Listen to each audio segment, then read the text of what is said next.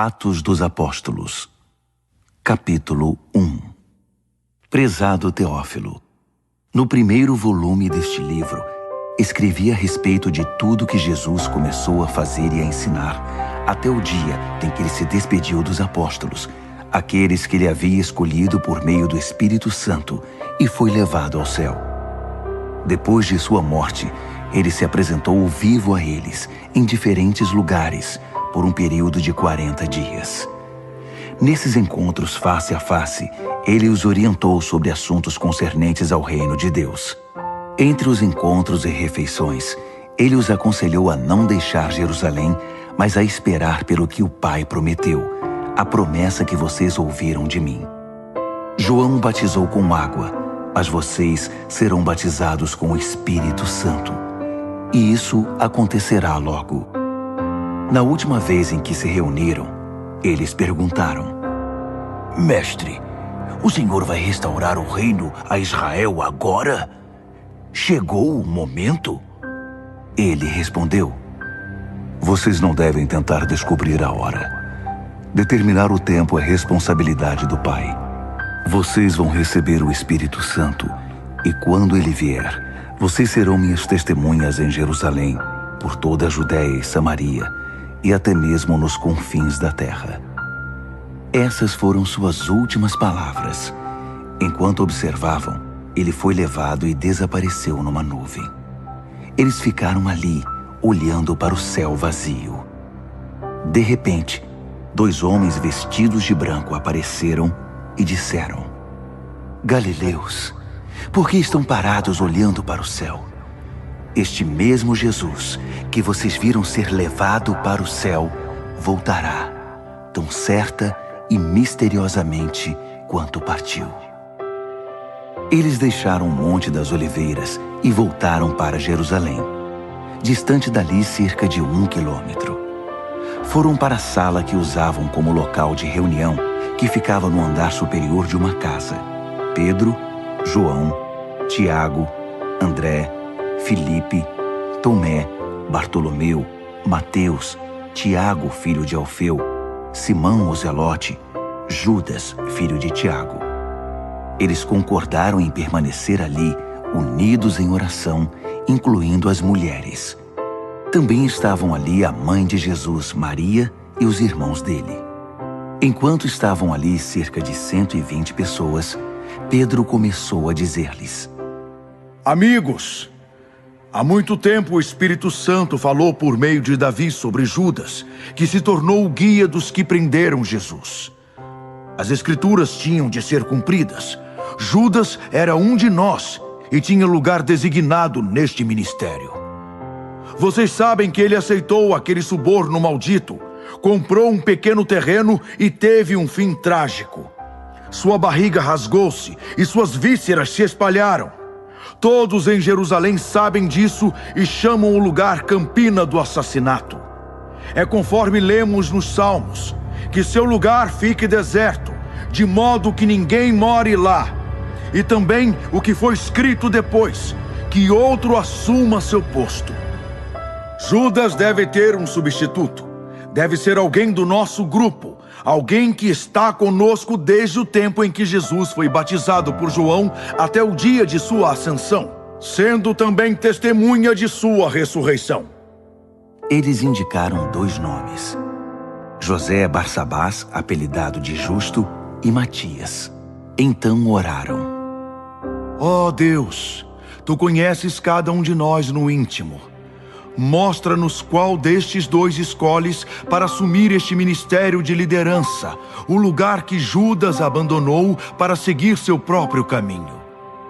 Depois de orar, fizeram um sorteio. Matias foi escolhido e juntou-se aos 11 apóstolos. Atos, capítulo 2. Quando chegou a festa de Pentecoste, todos estavam juntos num só lugar.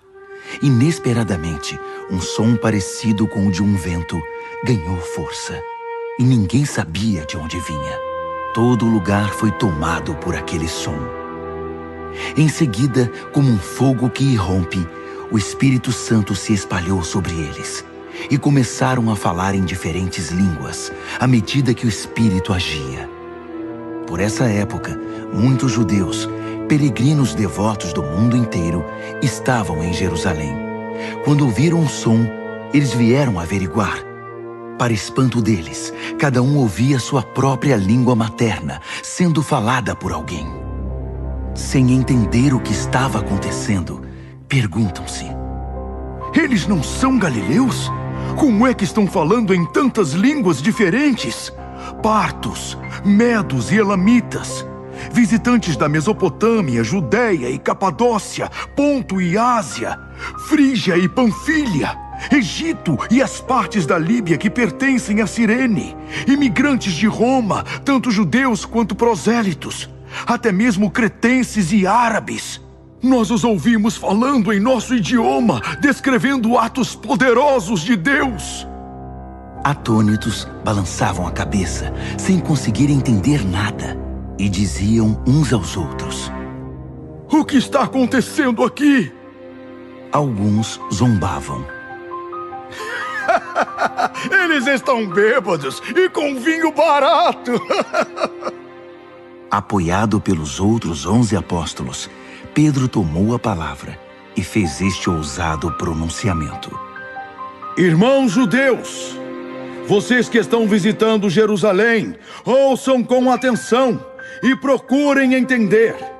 Ninguém está bêbado aqui, como alguns estão pensando. Eles não tiveram tempo de se embebedar, porque ainda são 9 horas da manhã.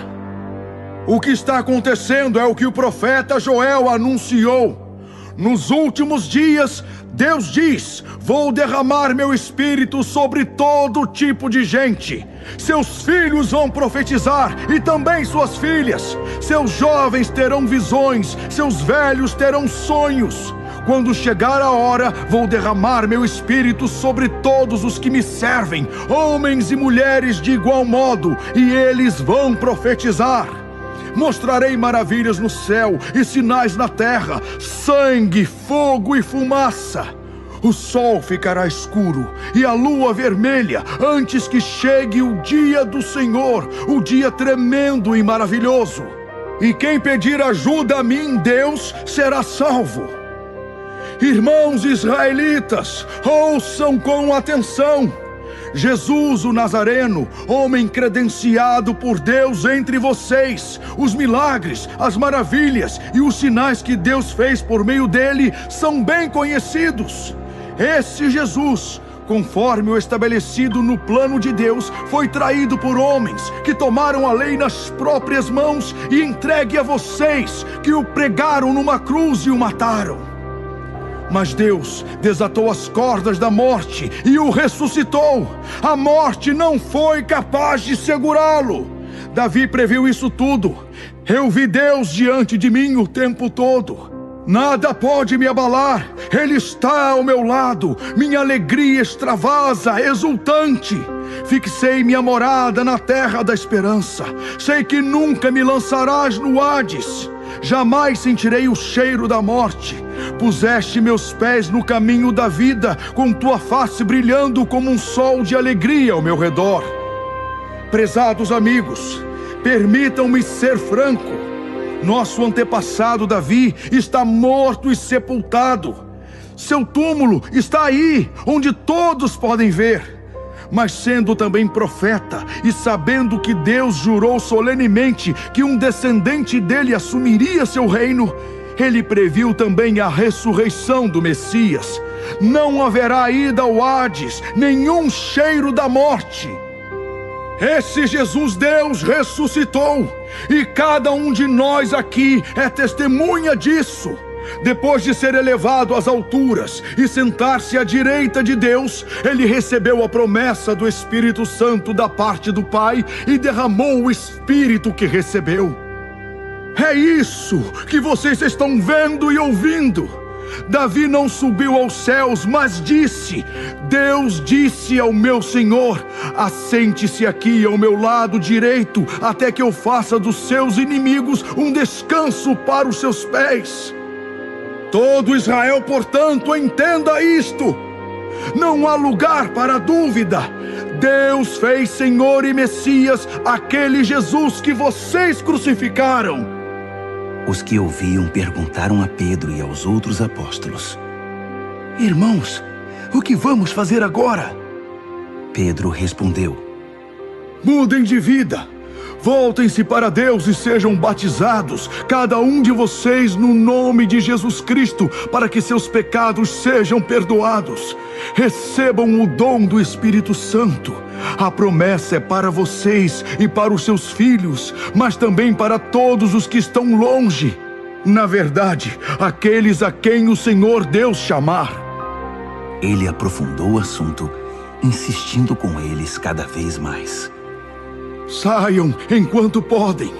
Saiam desta cultura doente e vazia. Naquele dia, cerca de 13.000 pessoas foram convencidas por aquela palavra, batizadas e arroladas. Elas passaram a seguir o ensino dos apóstolos, a vida em comunidade, a refeição comunitária e a prática da oração. Todos ficaram perplexos com os sinais e maravilhas realizados por meio dos apóstolos. Os crentes viviam numa harmonia maravilhosa e tinham tudo em comum. Vendiam o que possuíam e deixavam os recursos à disposição para atender às necessidades de quem precisasse. Eles seguiam uma disciplina diária de cultos no templo, seguidos de refeições nas casas. Cada refeição era uma celebração vibrante e alegre, com muito louvor a Deus. O povo da cidade apreciava o que via. Todos os dias, o número deles aumentava, e Deus acrescentava os que iam sendo salvos. Atos, capítulo 3. Certo dia, às 3 da tarde, Pedro e João foram ao templo para uma reunião de oração. No mesmo instante, um homem aleijado de nascença estava sendo carregado para lá. Todos os dias, ele ficava sentado perto da porta do templo, chamada Formosa, para pedir esmolas aos que ali entravam. Quando ele viu que Pedro e João se dirigiam à entrada do templo, pediu uma esmola. Pedro, junto com João, olhou-o bem nos olhos e disse: Olhe para nós. Ele olhou na esperança de ganhar uns trocados. Pedro continuou: Não tenho 1 centavo para dar a você, mas vou dar o que tenho. Em nome de Jesus Cristo de Nazaré, comece a andar. Dito isso, segurou o mendigo pela mão direita e puxou-o. Num segundo, os pés e tornozelos do homem se firmaram. Ele deu um salto e começou a andar. O homem entrou no templo com eles, andando para todo lado, dançando e louvando a Deus. Todos os que estavam ali puderam vê-lo andando e louvando a Deus. Eles esfregavam os olhos, custando acreditar no que viam, pois reconheceram imediatamente o aleijado que pedia esmolas perto da porta do templo. O homem, empolgado, dançava em torno de Pedro e João. Os que estavam presentes cercaram um trio no pórtico de Salomão para conferir de perto o milagre. Quando Pedro percebeu a plateia ali formada, dirigiu a palavra a eles. Caros israelitas, por que tanto espanto? Porque nos olham como se o homem estivesse andando por causa do nosso poder ou devoção? O Deus de Abraão, Isaque e Jacó, o Deus dos nossos antepassados, glorificou o seu filho Jesus, aquele que Pilatos declarou inocente e vocês rejeitaram. Vocês rejeitaram o santo, o justo e pediram um assassino em seu lugar. Vocês mataram o autor da vida que Deus ressuscitou dos mortos. E nós somos testemunhas disso. A fé no nome de Jesus pôs de pé este homem, cuja condição vocês conheciam bem. Sim, a fé, e nada menos que a fé, deixou este homem curado diante de todos vocês. Agora, amigos, sei que nem vocês, nem seus líderes tinham ideia do que estavam fazendo quando mataram Jesus. Mas Deus, que pela pregação de todos os profetas já havia determinado que o Messias seria morto, sabia exatamente o que vocês iriam fazer e usou isso para cumprir seu plano. Mas é hora de mudar de vida. Voltem para Deus, para que Ele limpe os seus pecados e derrame bênçãos para renová-los e envie o Messias, a saber, Jesus, que Ele preparou para seu povo. Por enquanto, Ele precisa permanecer nos céus, até que tudo seja restaurado, a fim de pôr em ordem outra vez tudo aquilo que Deus anunciou por meio dos seus santos profetas. Moisés, por exemplo, disse: do meio de vocês, Deus levantará um profeta como eu. Ouçam cada palavra que ele disser. Quem se recusar a ouvir esse profeta será eliminado do povo. Todos os profetas, desde Samuel, afirmaram com veemência a mesma coisa, que este tempo chegaria. Esses profetas, somados à aliança que Deus fez com os antepassados de vocês, são sua árvore genealógica. Os termos da aliança que Deus fez com Abraão são estes: pelo seu descendente, todas as famílias da terra serão abençoadas. Mas vocês são os primeiros da fila. Deus ressuscitou seu filho e o enviou para abençoar vocês, um a um, para que se convertam dos seus maus caminhos. Atos, capítulo 4. Enquanto Pedro e João falavam ao povo, os sacerdotes, o chefe da guarda do templo e alguns saduceus se aproximaram, indignados com o fato de aqueles apóstolos pretensiosos estarem instruindo o povo e afirmando que Jesus havia ressuscitado dos mortos. Os dois foram presos e ficaram no cárcere até o dia seguinte, pois já era tarde da noite. Mas a essa altura, muitos dos que tinham ouvido a mensagem haviam crido, cerca de 5.000 pessoas. No dia seguinte, foi convocada uma reunião em Jerusalém.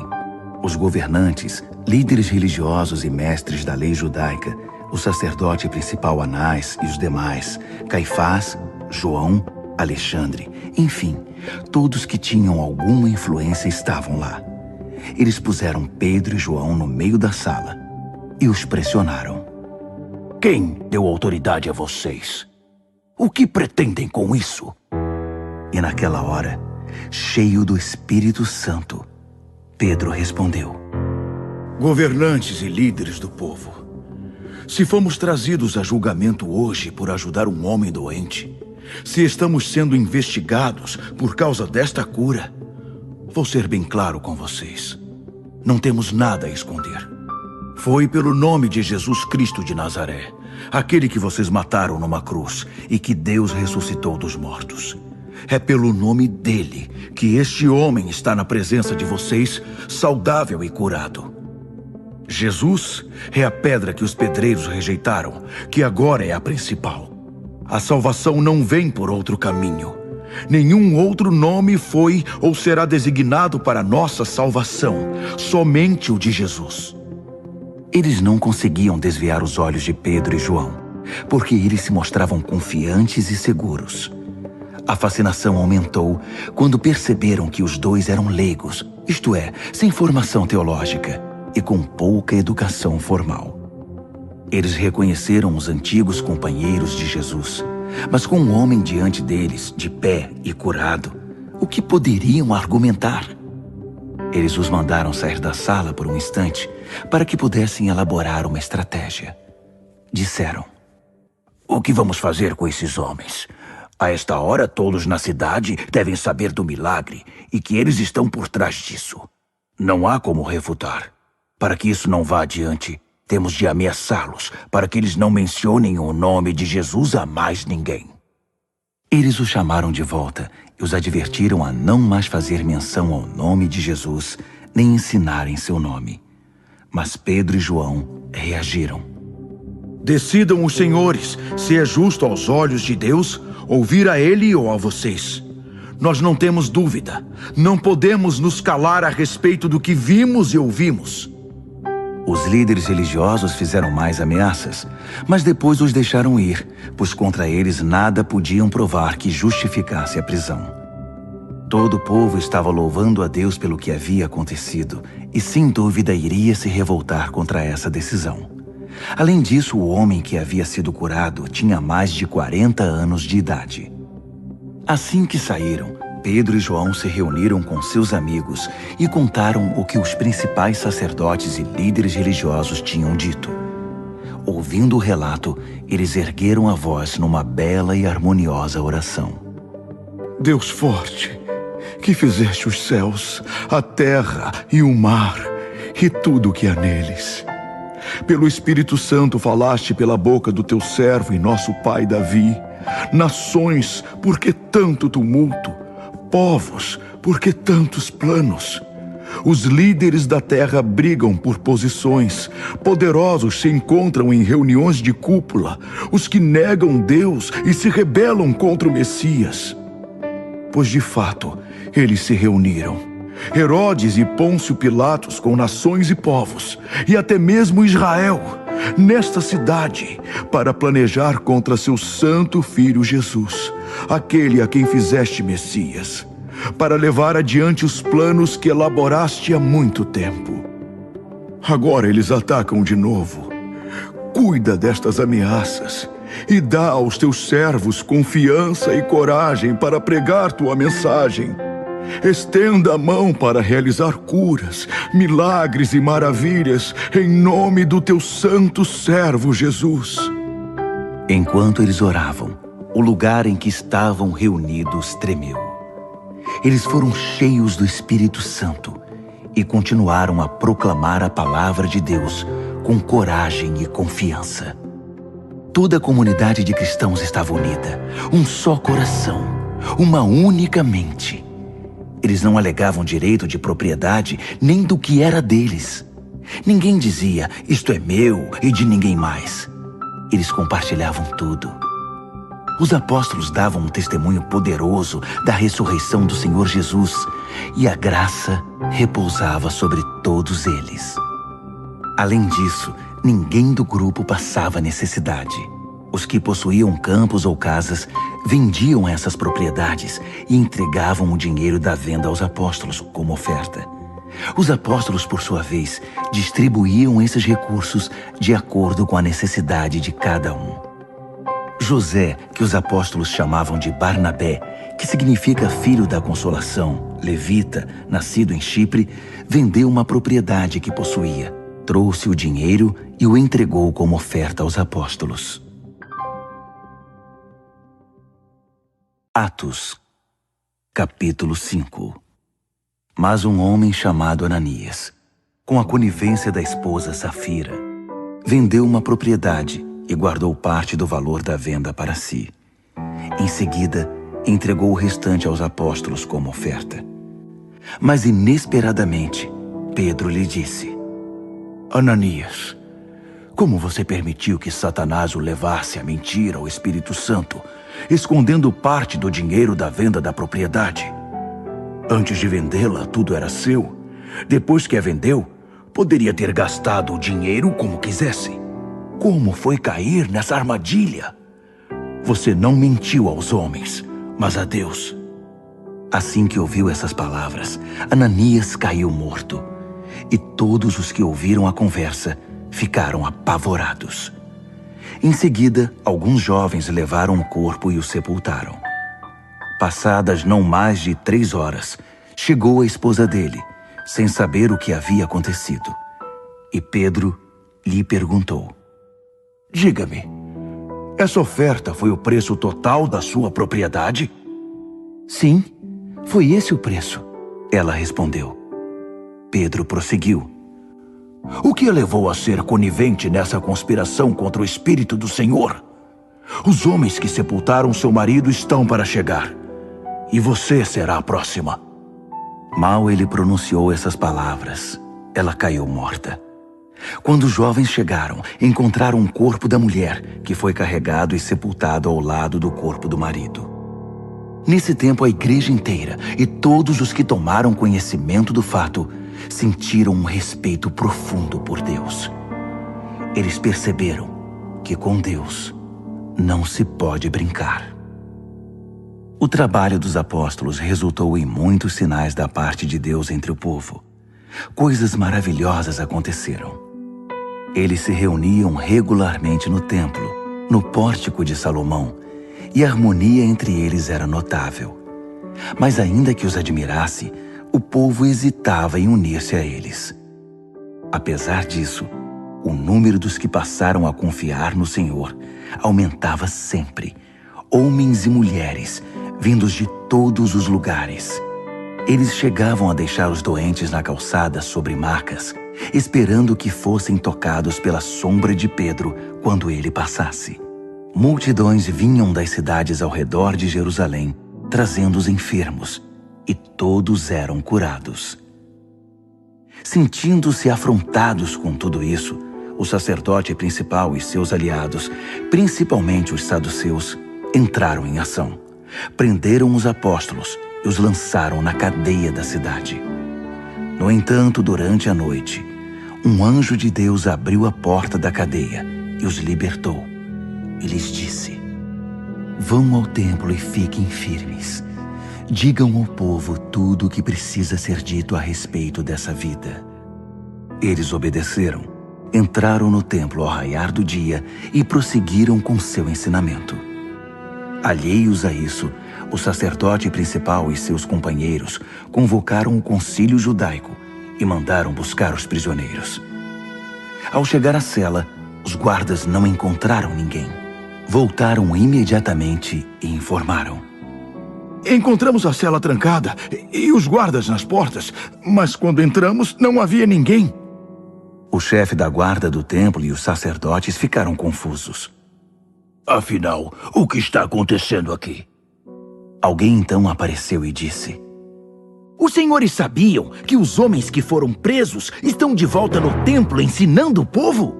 Então o chefe e os guardas foram atrás deles, mas os trataram bem, temendo uma reação violenta do povo. Os guardas os levaram de volta e os conduziram ao concílio. O sacerdote principal interrogou: nós não havíamos dado ordens estritas para que não ensinassem no nome de Jesus? E vocês não só encheram Jerusalém com seu ensino, como estão nos culpando pela morte desse homem. Pedro e os apóstolos responderam: é necessário obedecer a Deus, não aos homens. O Deus dos nossos antepassados ressuscitou Jesus, a quem vocês mataram, pendurando-o numa cruz. Mas Deus o levou para as alturas, ao seu lado, o príncipe e salvador, para dar a Israel o dom de uma vida transformada e de pecados perdoados. Nós somos testemunhas dessas coisas. O Espírito Santo que Deus concede aos que a Ele obedecem confirma cada detalhe. Quando ouviram isso, as autoridades ficaram furiosas, quiseram matá-los ali mesmo. Mas um dos membros do concílio interferiu. Um fariseu chamado Gamaliel, mestre da lei de Deus e honrado por todos. Ele ordenou que os homens se retirassem da sala por um momento e fez este pronunciamento: caros israelitas, cuidado com o que pretendem fazer a esses homens. Não faz muito tempo, Teudas fez grande estardalhaço, alegando ser alguém, e conseguiu 400 seguidores. Ele foi morto. Seus seguidores foram dispersos e nada aconteceu. Pouco tempo depois, na época do censo, Judas o Galileu apareceu e arrebanhou alguns homens. Ele também fracassou e seus seguidores se dispersaram por toda parte. Portanto, digo a vocês: tirem as mãos desses homens. Deixem-nos em paz. Se o projeto deles é algo meramente humano, irá fracassar.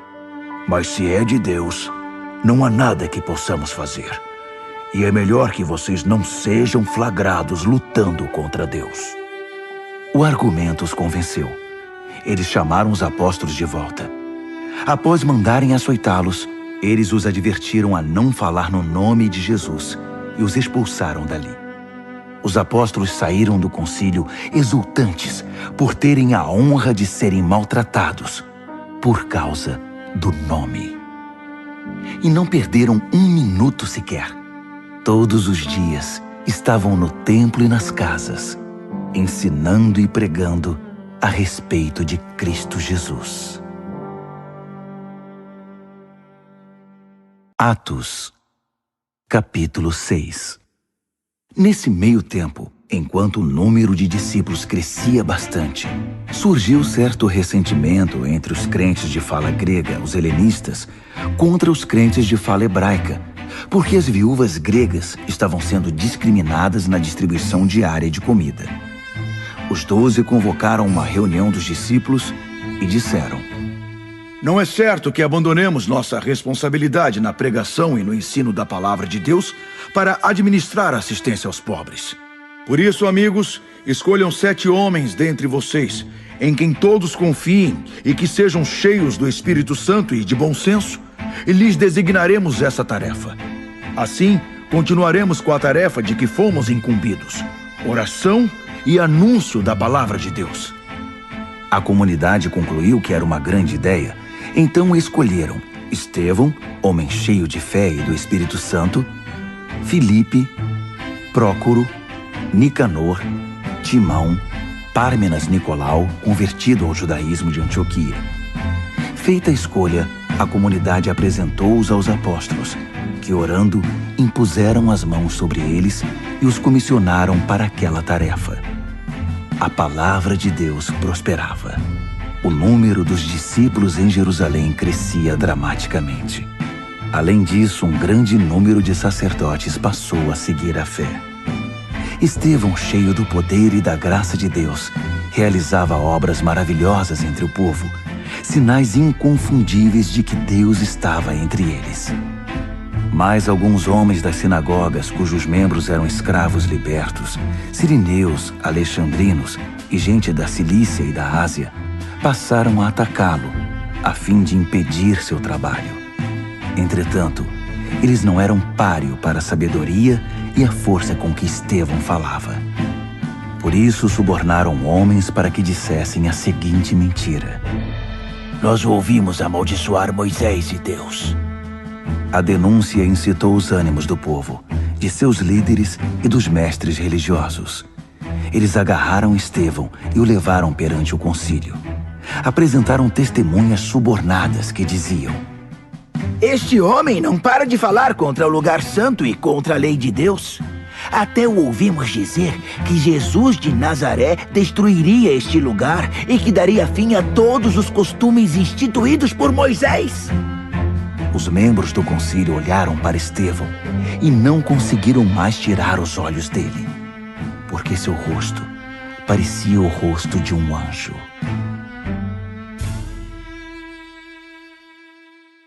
Atos, capítulo 7. Então o sacerdote principal perguntou: O que você tem a dizer sobre isso? Estevão respondeu: Amigos, pais e irmãos, o Deus da glória apareceu ao nosso pai Abraão quando ele ainda vivia na Mesopotâmia, antes de se mudar para Harã, e ordenou: Deixe sua terra e sua família e vá para a terra que vou mostrar a você. Ele deixou a terra dos caldeus e foi para Harã. Depois da morte do seu pai, migrou para cá, onde vocês vivem agora. Mas Deus não lhe deu nada, nem um palmo sequer, prometendo que a terra seria dada ao seu filho, ainda que Abraão não tivesse filho na época. Deus revelou que sua descendência se mudaria para uma terra estranha e ali seriam duramente escravizados por 400 anos, mas prometeu: Vou tomar providências contra os seus dominadores e trazer meu povo para cá, para que me adorem aqui. Deus firmou uma aliança com Abraão e assinou na carne do patriarca pela circuncisão. Abraão teve seu filho Isaque e 8 dias depois fez o sinal da circuncisão no menino também. Isaque tornou-se pai de Jacó, Jacó pai dos 12 pais, e cada um passou adiante o sinal da aliança. Certo dia, os pais, cheios de inveja, venderam José como escravo para o Egito. Mas Deus estava lá com ele e não só o livrou de todas as suas lutas, como o levou até a presença do faraó, rei do Egito, que ficou tão impressionado com José que o pôs como responsável de todo o Egito, até mesmo de seus assuntos pessoais. Mais tarde, uma fome atingiu a região, do Egito a Canaã, com terríveis consequências. Na fome, nossos pais procuraram comida em toda parte, mas a despensa continuava vazia. Jacó soube que havia comida no Egito e enviou nossos pais para investigar. Confirmada a notícia, eles voltaram ao Egito segunda vez para comprar comida. Nessa visita, José revelou sua identidade aos seus irmãos e apresentou a família de Jacó ao rei do Egito. Então José mandou buscar seu pai Jacó e os demais membros da família, 75 ao todo. Foi assim que a família de Jacó chegou ao Egito. Jacó morreu, e nossos pais depois dele.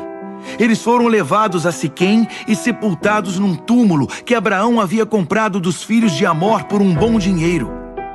Quando os 400 anos estavam para se completar, o tempo em que Deus prometeu a Abraão libertar Israel, o nosso povo no Egito já era imenso e estava sob um rei do Egito que nunca tinha ouvido falar de José. Ele explorou o nosso povo sem piedade, a ponto de nos forçar a abandonar os recém-nascidos, condenando-os a uma morte cruel. Foi nessa época que Moisés nasceu. E que bebê bonito! Ficou escondido em casa por 3 meses. Quando não era mais possível escondê-lo, ele foi tirado de casa e imediatamente salvo pela filha de Faraó, que cuidou dele como se fosse um filho. Moisés recebeu a melhor educação do Egito e se destacou tanto acadêmica como fisicamente. Aos 40 anos, Moisés quis saber como era a vida de seus parentes hebreus e foi verificar a situação deles. Um dia viu um egípcio maltratando um deles e interferiu, e matou o egípcio para vingar o irmão humilhado. Imaginava que seus irmãos ficariam contentes ao saber que ele estava do lado deles e queriam vê-lo como instrumento de Deus para libertá-los. Mas eles não entenderam nada disso. No dia seguinte, 2 deles estavam brigando e Moisés tentou interferir, sugerindo que fizessem as pazes e se entendessem. Amigos, vocês são irmãos, por que estão brigando? O que havia começado a briga retrucou: quem deu a você autoridade sobre nós? Vai me matar como matou o egípcio ontem? Quando Moisés ouviu isso, percebeu que a notícia havia se espalhado e fugiu. Exilou-se em Midian e durante os anos do exílio teve 2 filhos. 40 anos depois, no deserto do Monte Sinai, um anjo lhe apareceu num arbusto em chamas. Maravilhado com aquilo, Moisés foi conferir de perto e ouviu a voz de Deus. Eu sou o Deus de seus pais, o Deus de Abraão, Isaque e Jacó. Morrendo de medo, Moisés fechou os olhos e virou o rosto. Deus lhe disse: ajoelhe-se e ore. Você está num lugar santo, em terra santa. Tenho visto a agonia do meu povo no Egito. Ouvi seus gemidos. Vim para ajudá-los. Prepare-se, eu mandarei você de volta ao Egito. E esse era o mesmo Moisés que antes haviam rejeitado, dizendo: quem deu a você autoridade sobre nós? É aquele Moisés que Deus, usando o anjo no arbusto, enviou de volta como líder e libertador. Ele os tirou da escravidão para a liberdade, realizando coisas maravilhosas, sinais da parte de Deus por todo o Egito, no Mar Vermelho e no deserto por 40 anos. E foi isso que Moisés disse à comunidade: Deus levantará um profeta como eu entre vocês. Esse é o Moisés que ficou entre o anjo que falava no Sinai e os seus antepassados, reunidos no deserto, que recebeu as palavras de vida que lhe foram entregues e as comunicou a nós, palavras que nossos pais rejeitaram. Eles tinham saudade dos costumes egípcios e reclamaram com Arão: faça para nós deuses a quem possamos ver e seguir. Esse Moisés que nos trouxe para este fim de mundo, nem sabemos o que lhe aconteceu. Foi nessa ocasião que fizeram um ídolo em forma de bezerro, ofereceram-lhe sacrifícios e festejaram um ídolo que confeccionaram. Deus não estava satisfeito, mas os deixou agir conforme desejassem, adorar cada novo Deus que aparecia e viver com as consequências descritas pelo profeta Amós. Vocês me trouxeram oferendas de animais e grãos durante 40 anos no deserto, ó Israel? Que nada! estavam ocupados demais, construindo santuários para os deuses da guerra e as deusas do sexo, adorando-os de todo o coração e com toda a força. Foi por isso que eu os mandei para o exílio na Babilônia. Durante todo esse tempo, nossos antepassados tiveram um santuário em forma de tenda para o verdadeiro culto, feito conforme as especificações que Deus dera a Moisés. Esse santuário os acompanhava enquanto seguiam Josué, quando Deus eliminou os pagãos da terra. Eles ainda o tinham no tempo de Davi. Foi então que Davi pediu a Deus para construir um lugar permanente de adoração, mas foi Salomão que o construiu. Mas isso não quer dizer que o Deus Altíssimo viva num edifício feito por homens. O profeta Isaías expressa com muita clareza essa questão. O céu é a minha sala do trono. Eu descanso meus pés na terra. Então, que tipo de casa vocês pensam construir para mim? Deus pergunta. Onde eu possa descansar e sossegar? Ela já está pronta e eu a construí. A verdade é que vocês continuam teimosos, com o coração insensível e com os ouvidos fechados.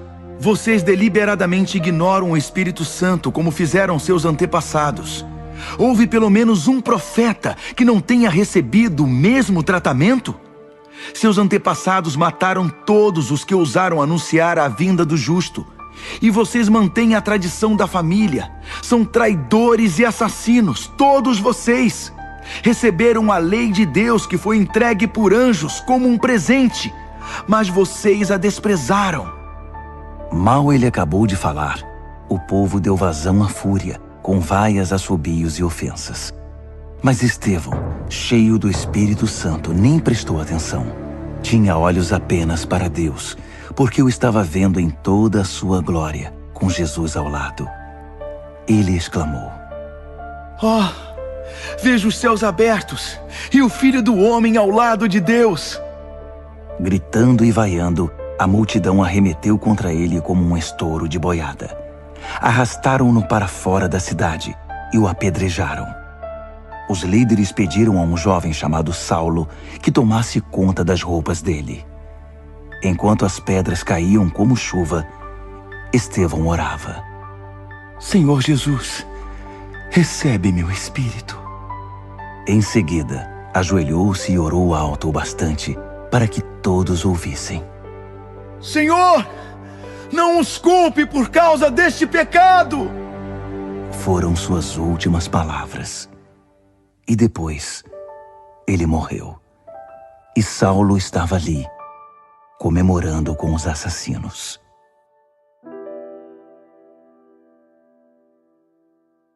Atos, capítulo 8. Esse fato desencadeou uma perseguição terrível contra a igreja em Jerusalém. Os cristãos, com exceção dos apóstolos, foram todos dispersos pela Judéia e por Samaria. Alguns homens bons e corajosos sepultaram Estevão, dando a ele um funeral digno. Quase todos choraram naquele dia. Saulo mostrou-se muito cruel, devastando a igreja, invadindo as casas, levando homens e mulheres para a cadeia. Forçados a deixar seus lares, os seguidores de Jesus se tornaram missionários. Onde quer que se refugiassem, começavam a pregar a mensagem. Descendo a uma cidade samaritana, Filipe proclamou a mensagem do Messias. Quando o povo ouviu sua pregação e viu os milagres, claros sinais da ação de Deus, eles se apegaram a cada palavra. Pessoas que não podiam ficar em pé nem andar foram curadas naquele dia. Os espíritos malignos protestavam e faziam estardalhaço, mas eram expulsos. Houve muita alegria naquela cidade. Antes da chegada de Filipe, um tal Simão costumava praticar magia na cidade, ganhando fama com isso e manipulando os samaritanos com sua feitiçaria. Todos comiam na mão dele, das criancinhas aos mais velhos. O povo acreditava que Simão tinha poderes sobrenaturais e os chamavam de grande mago. Ele morava ali havia algum tempo e todos o admiravam. Mas quando Filipe veio à cidade, anunciando as novas do reino de Deus e proclamando o nome de Jesus Cristo, eles se esqueceram de Simão e foram batizados, depois de se tornarem cristãos. O próprio Simão creu, foi batizado e, a partir daí, tornou-se a sombra de Filipe. Estava tão fascinado com os sinais e milagres de Deus que não saía de perto dele. Quando os apóstolos em Jerusalém tomaram conhecimento de que Samaria tinha aceitado a mensagem, enviaram Pedro e João para orar por eles, a fim de que recebessem o Espírito Santo. Até aquele momento, eles tinham sido batizados apenas no nome do Senhor Jesus. O Espírito Santo ainda não tinha vindo sobre eles. Então os apóstolos impuseram as mãos sobre eles e eles receberam o Espírito Santo. Quando Simão viu que os apóstolos concediam o Espírito com a simples imposição de mãos, ofereceu-lhes muito dinheiro entusiasmado. Vendam-me o segredo de vocês. Como conseguem fazer isso? Quanto querem? Façam um preço. Mas Pedro reagiu. Para o inferno você e seu dinheiro! Como ousa pensar que pode comprar o dom de Deus? Você nunca vai tomar parte da obra de Deus com suborno e barganha. Trate já de mudar de vida. Peça ao Senhor que o perdoe por querer usar Deus para ganhar dinheiro. Vejo que não deixou o velho hábito.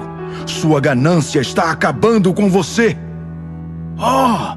Exclamou Simão. Orem por mim. Orem ao Senhor para que nada disso aconteça comigo. Depois disso, os apóstolos prosseguiram seu caminho, continuando a testemunhar e a espalhar a mensagem da salvação de Deus, pregando nas cidades samaritanas que encontravam no caminho de volta para Jerusalém. Certo dia, um anjo de Deus disse a Filipe: ao meio-dia de hoje, quero que vá àquela estrada deserta que liga Jerusalém a Gaza. Ele foi e deparou com um eunuco etíope que vinha pela estrada. O homem voltava para a Etiópia depois de uma peregrinação a Jerusalém. Ele era ministro naquele país, responsável pelas finanças de Candace, rainha dos etíopes. Ele viajava numa carruagem e lia o profeta Isaías. O Espírito disse a Filipe: suba na carruagem. Correndo ao lado do veículo, Filipe ouviu o eunuco ler o profeta Isaías e perguntou: você entende o que está lendo? Ele respondeu: como, se não tenho quem me explique? E convidou Filipe para que subisse na carruagem. A passagem que ele estava lendo era esta: como uma ovelha levada ao matadouro, silencioso como um cordeiro na tosquia, ele estava quieto sem dizer nada. Foi ridicularizado e humilhado, não teve um julgamento justo. Mas agora, quem pode contar seus parentes, uma vez que ele foi tirado da terra? O eunuco perguntou: diga-me, a quem o profeta se refere? A ele mesmo ou a outro? Filipe não perdeu a oportunidade. Partindo daquela passagem, deu testemunho de Jesus. Em certo ponto da estrada, aproximaram-se de um lugar com águas correntes. O eunuco disse: olhe, aqui há água. O que me impede de ser batizado? Assim ele ordenou ao condutor da carruagem que parasse. Ambos desceram e Filipe o batizou ali mesmo. Quando saíram da água, o Espírito de Deus de repente levou Filipe. Foi a última vez que o eunuco o viu. Feliz da vida, o eunuco continuou sua jornada, pois agora possuía o que tanto havia buscado. Filipe apareceu em Azoto e depois rumou para o norte, pregando a mensagem em todas as cidades pelo caminho até chegar a Cesareia.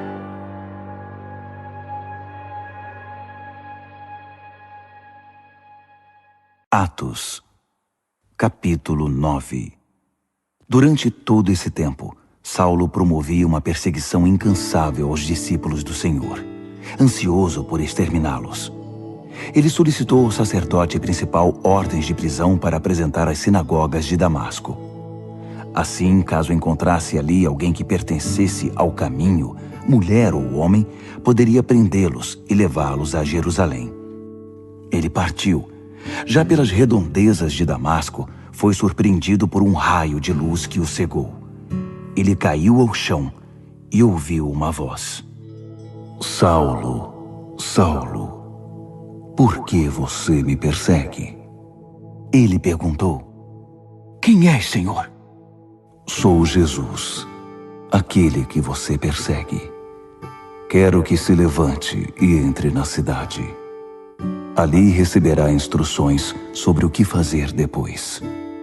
Seus companheiros ficaram desnorteados, porque podiam ouvir o som, mas não viam ninguém. Quando se levantou, Saulo percebeu que havia ficado cego. Eles tiveram de levá-lo a Damasco pela mão. Ele continuou cego por 3 dias e durante esse tempo não comeu nem bebeu nada. Havia um discípulo em Damasco chamado Ananias, e o Senhor lhe disse numa visão: Ananias. Sim, Senhor, ele respondeu. Levante-se e vá à rua direita. Quando chegar à casa de Judas, pergunte por um homem de Tarso. Seu nome é Saulo. Ele está lá orando. Acabou de ter um sonho em que viu um homem chamado Ananias entrar na casa e impor as mãos sobre ele para que pudesse enxergar outra vez. Ananias protestou. Senhor, não pode ser. Todos falam desse homem e das coisas terríveis que tem feito, do terror que causa contra o povo do Senhor em Jerusalém. E agora ele está aqui com documentos do sacerdote principal que o autorizam a fazer o mesmo conosco. Mas o Senhor disse: Não discuta. Eu o escolhi como meu representante pessoal entre judeus, outros povos e reis. E agora estou prestes a mostrar a ele o que o aguarda, o sofrimento que acompanhará a tarefa. Ananias obedeceu, achou a casa, impôs as mãos sobre Saulo e disse: Irmão Saulo, o Senhor me enviou, o mesmo Jesus que apareceu quando você vinha para cá. Ele me enviou para que você volte a enxergar e seja cheio do Espírito Santo. Mal o discípulo acabou de falar, algo semelhante a escamas caiu dos olhos de Saulo, e ele estava enxergando de novo. Saulo se levantou, foi batizado e depois participou de uma boa refeição. Saulo passou alguns dias com os discípulos de Damasco, mas logo pôs mãos à obra, sem perda de tempo, pregando nas sinagogas que Jesus era o Filho de Deus. Mas o povo se mostrava redio, sem saber se podia confiar nele, pois diziam: Não é este o homem que odiava os cristãos em Jerusalém? Ele não veio aqui para fazer o mesmo, nos prender, levar a Jerusalém e condenar na presença dos sacerdotes? Mas as suspeitas não detiveram Saulo nem por um minuto. Seu ânimo era crescente e deixava desconcertados os judeus de Damasco com seu esforço para provar que Jesus era o Messias. Depois de certo tempo, alguns judeus tramaram matá-lo, mas Saulo escapou. Entretanto, seus inimigos vigiavam as portas da cidade o dia inteiro, na esperança de capturá-lo. Por isso, certa noite, os discípulos o ajudaram na fuga, descendo-o pela muralha dentro de um cesto. De volta a Jerusalém, Saulo procurou os discípulos, mas todos estavam com medo dele. Não confiavam nele nem um pouco. Então Barnabé deu-lhe o maior apoio e o apresentou aos apóstolos. Ele defendeu Saulo contando como tinha visto Jesus e falado com ele na estrada de Damasco, e como arriscara a vida por defender com ousadia o nome de Jesus em Damasco. Dessa maneira, Saulo foi aceito por eles, entrando e saindo de Jerusalém sem ser interrogado, pregando com liberdade no nome do Senhor. No entanto, teve problemas com o grupo dos helenistas. Envolveu-se numa discussão com eles, e o grupo planejou matá-lo. Os amigos tiraram Saulo da cidade quando souberam do plano e o levaram para Cesareia. De lá, ele embarcou para Tarso. Depois disso, a perseguição foi amenizada, e a igreja caminhou em paz por um tempo. Por todo o país, Judéia, Samaria, Galiléia, foi constatado seu crescimento. Tudo era permeado por um profundo sentimento de temor a Deus. O Espírito Santo estava com eles e os fortalecia. Eles cresciam maravilhosamente. Em sua missão de visitar todas as igrejas, Pedro chegou a Lida e se encontrou com os cristãos da cidade. Havia ali um homem chamado Enéas. Ele vivia paralítico numa cama havia 8 anos. Pedro disse: Enéas, Jesus Cristo o cura. Levante-se e arrume sua cama. O homem pulou da cama na hora. Vendo o homem andar, os habitantes de Lida e Sarona perceberam que Deus estava vivo e ativo no meio deles. Em Jope havia uma discípula chamada Tabita, nome que quer dizer gazela no grego. Ela era bem conhecida por fazer o bem e ajudar os outros. Enquanto Pedro visitava a região, ela adoeceu e morreu. Os amigos prepararam seu corpo para o funeral e o puseram numa sala apropriada. Alguns discípulos ouviram que Pedro estava nas vizinhanças de Lida e enviaram 2 homens que o convidaram a ir com eles. Pedro concordou e eles o levaram à sala em que o corpo de Tabita havia sido posto. Suas velhas amigas, na maioria viúvas, estavam chorando na sala. Elas mostraram a Pedro peças de roupa que Gazela havia feito. Pedro retirou as viúvas da sala, ajoelhou-se e orou. Depois, ordenou à morta: Tabita, levante-se. Ela abriu os olhos e, quando viu Pedro, sentou-se. Ele a tomou pela mão e a ajudou. Em seguida, chamou os cristãos e as viúvas e apresentou-a viva. A notícia do milagre correu toda a cidade de Jope. Com isso, muitos passaram a confiar no Senhor. Pedro ficou um longo tempo na cidade como convidado de Simão, o curtidor de couro.